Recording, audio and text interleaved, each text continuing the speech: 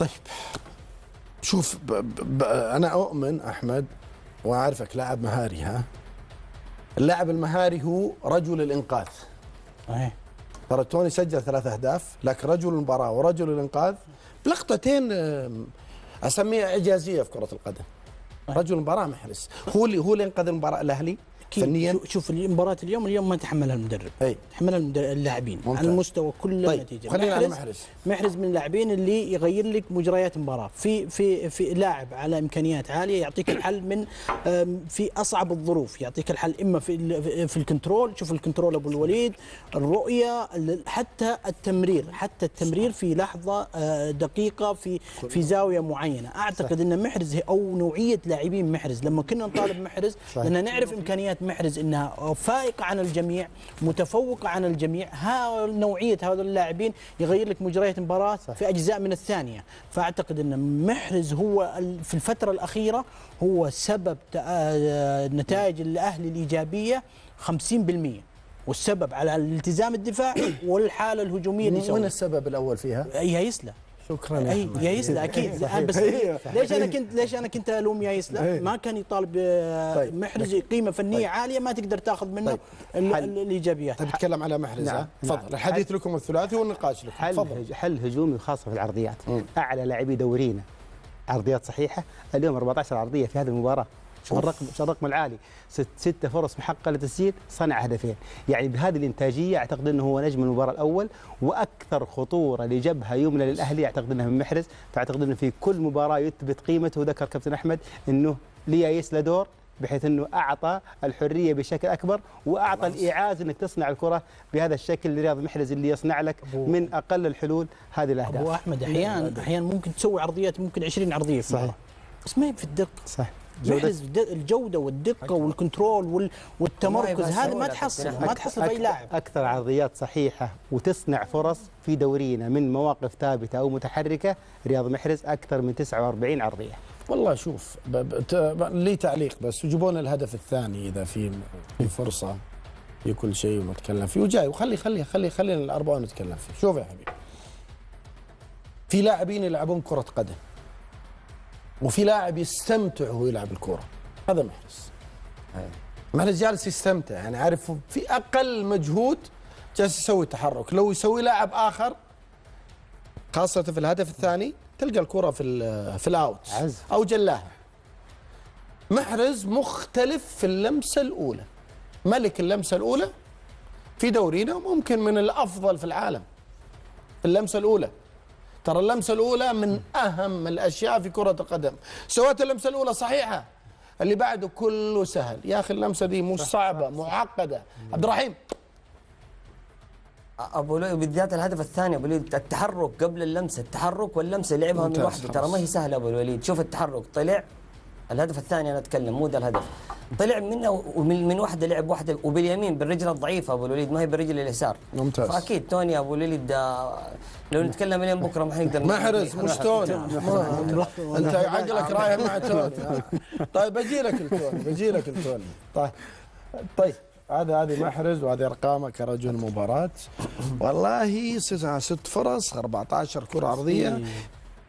بروح لك للنسبه، نسبة أكثر الفرق نجاح للكرات العرضية قبل ما نستعرض الحالة وتشرحها ليش. ومنها المواد. الأهلي 27.4، طبعا أكثر الفرق دقة في العرضيات، يعني صحيح. يعني أكثر من 25%، أكثر من الأربعة فيها واحد صحيحة. يعد ترى رقم عالي جدا. رقم عالي جدا. ليش؟ أسلوب هجومي ليايسلا. اول شيء انه يعطي المساحه للاطراف ويوجه اللعب عليها، هذا واحد.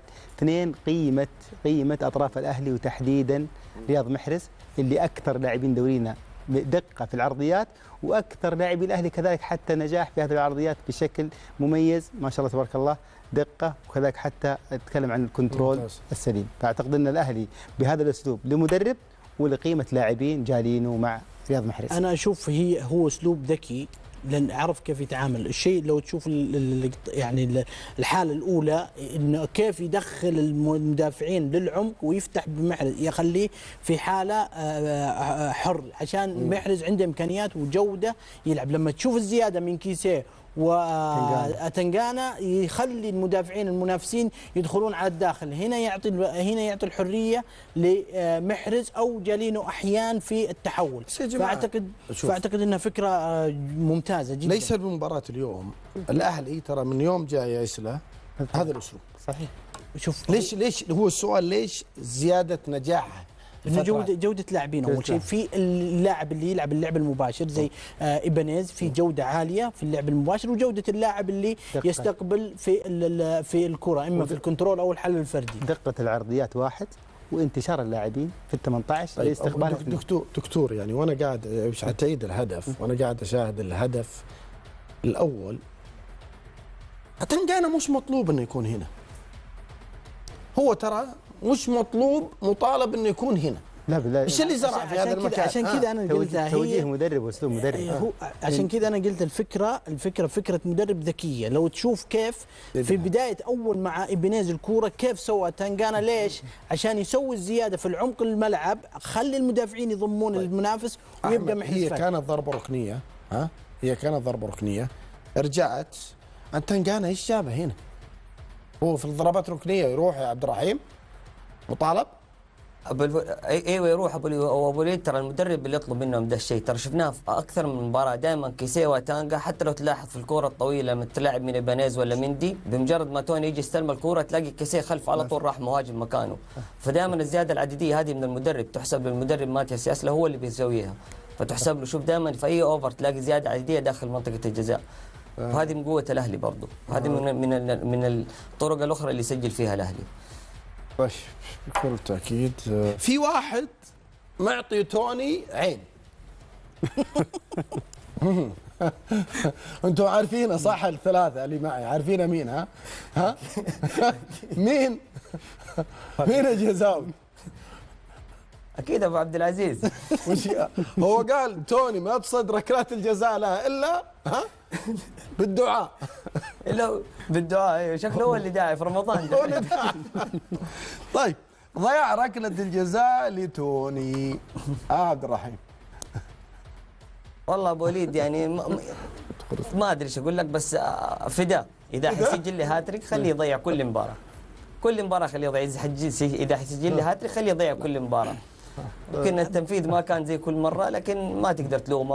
اول ركله جزاء يضيعها في الدوري، فانا اعتقد بالعكس شكرا توني عوضها. اخر مباراه سجل ركله جزاء برضه ثانيه، وهنا شخصيه توني اللي هي تفرق، انه ضيع ترى اول ركله جزاء تاريخيا يضيعها مع الاهلي، هذه الاولى. صحيح. هذه براغا دخل التاريخ مع عفوا ترى ليس تقليلا من براغا لايقاف ركلات جزاء توني.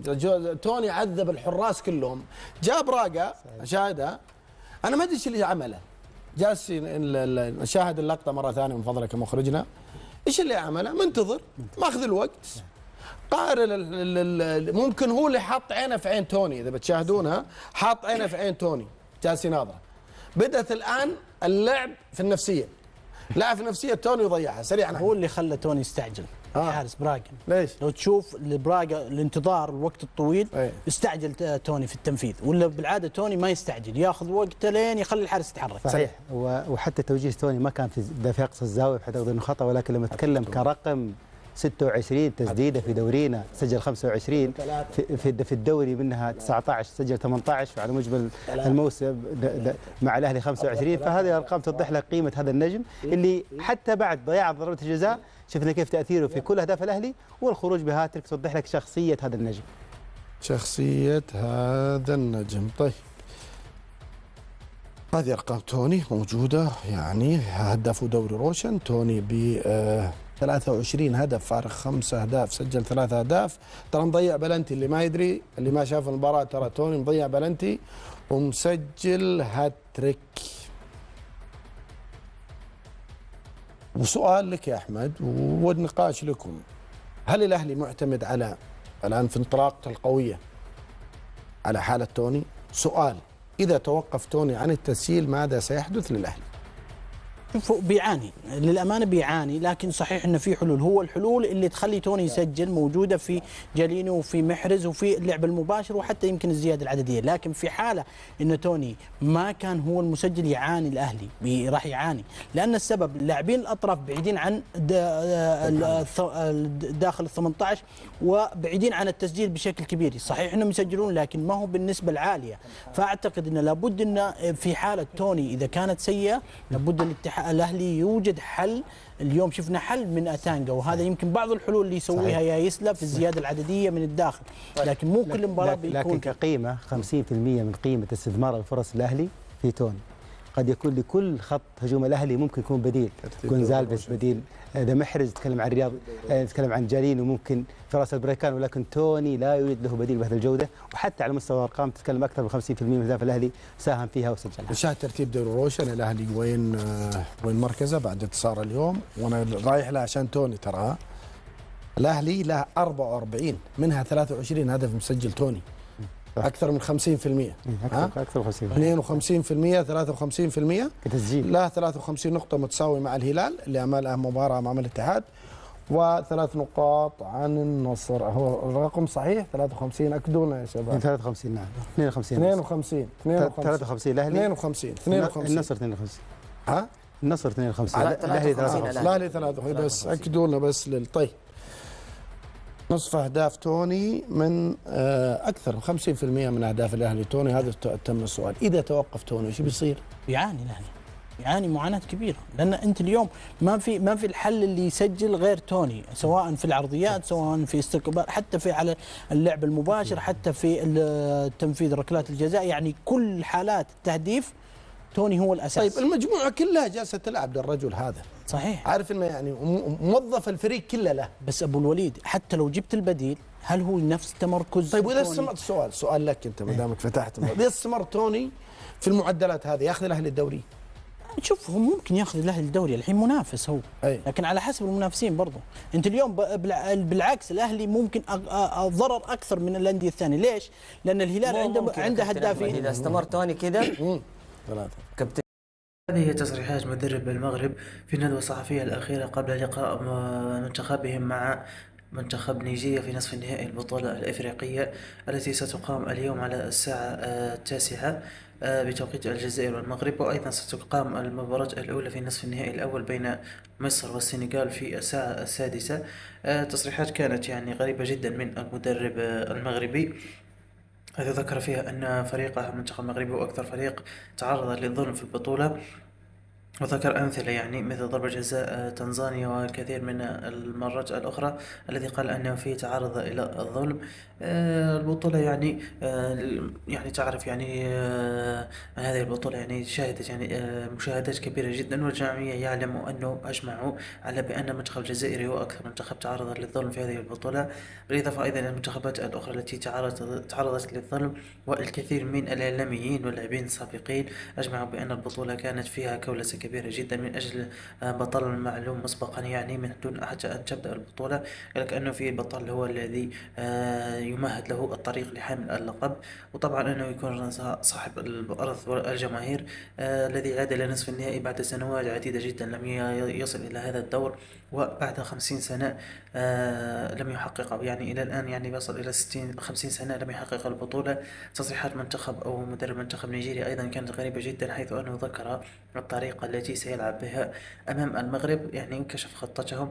الشيء الغريب جدا لأنه هذا المدرب يعني ليس من العادة أن يذكر تفاصيل خطته التي سيلعب بها، وقال أنه سيترك الكرة للمغرب وسيدافع، بالرغم من أن مدرب نيجيريا أو منتخب نيجيريا معروف بالقوة الهجومية أكثر من القوة أو من الدفاع. دفاع يعني هش جدا يمكنك ضرب دفاعه بسهولة، لكن هجوميا معروفين جدا. عندهم أوسيمين، عندهم أيضا لوكمان، هم يعني من أفضل الهجوم حاليا أو أفضل هجوم في البطولة حاليا، ووصل إلى 14 هدف يعني قصة فقط هدفين لتحطيم الرقم القياسي لأكثر منتخب سجل في بطولة واحدة. وسنشوف يعني هل يمكنهم تحقيق هذه البطولة ما زالت لها مباراتين، اللي هي نصف النهائي والنهائي أو نصف النهائي وتحديد المركز الثالث، وراح نشوف بعدها.